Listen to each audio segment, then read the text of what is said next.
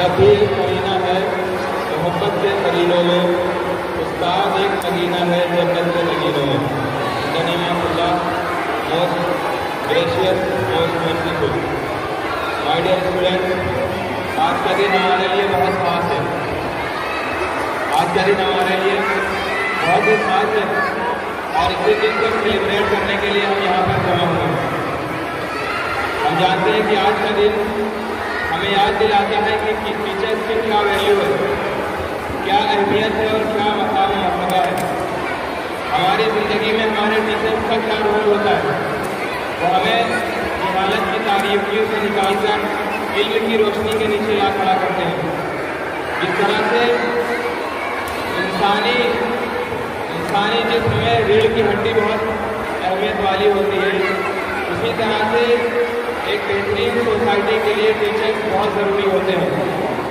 उस्ताद की अहमियत का अंदाज़ा हम इससे लगा सकते हैं कि उस्ताद को बाप के बाद दूसरा बाप कहा गया है। उस्ताद की अहमियत का अंदाज़ा हम इससे लगा सकते हैं कि खुद तो बादशाह नहीं होता, लेकिन वो अपने स्टूडेंट्स को तख्त पर बिठा देता है। उस्ताद हमें वहाँ पर रोशनी दिखाता है जहाँ पर तारीखियाँ होती हैं। उस्ताद उस दरख्त की तरह होता है जो अपने स्टूडेंट्स को साया देता है। उस्ताद की अज़मत को तराजू में न तौलो, उस्ताद हर दौर में अनमोल रहा है।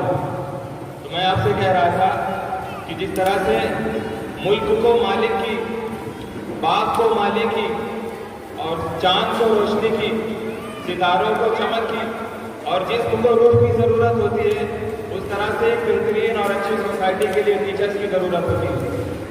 विदाउट टीचर कोई भी सोसाइटी तरक्की नहीं कर सकती। आप ज़रा याद करिए उस लम्हे को जब आप पहली मरतबा स्कूल आए होते हैं।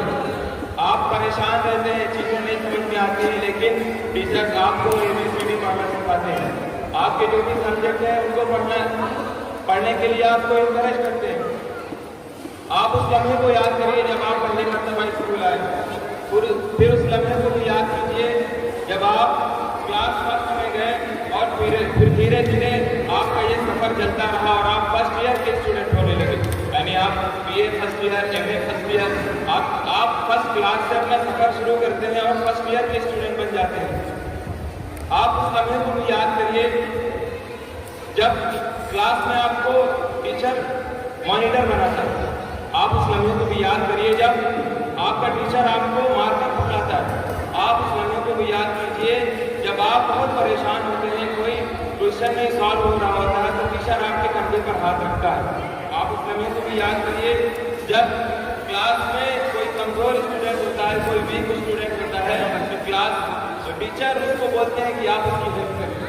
ये बिला वजह नहीं होता है, बल्कि आपको टीचर मेंटली तैयार कर रहा होता है।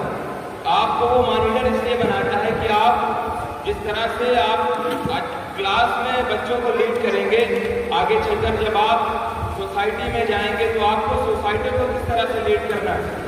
आपके अंदर ये चीज़ें उस्ताद पैदा करता है। आपको ब्लैक बोर्ड पर बुलाकर मार्कर को ही नहीं पकड़ा देता, बल्कि उसके पीछे भी एक बहुत बड़ा मकसद होता है कि आप जब आगे आप अपनी ज़िंदगी में आगे जाएं और टीचर बने तो आप बगैर हिचकिचाहट के आप अपनी अगली ज़िंदगी में प्रैक्टिकल लाइफ में बढ़ते चले जाएं।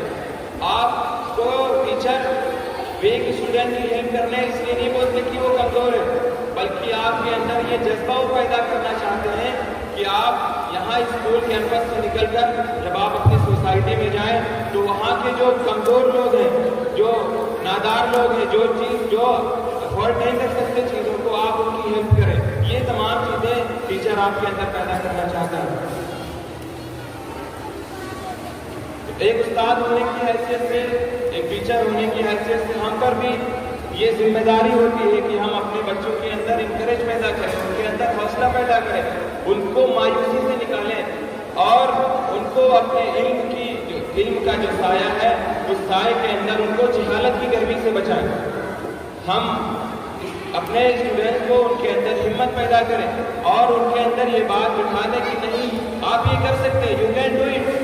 कोई भी काम मुश्किल جو بھی کام دنیا میں ہو رہے ہیں، جو بھی ترقی ہو رہی ہے، وہ انسان ہی کر رہے ہیں اور لوگ نہیں آ رہے ہیں۔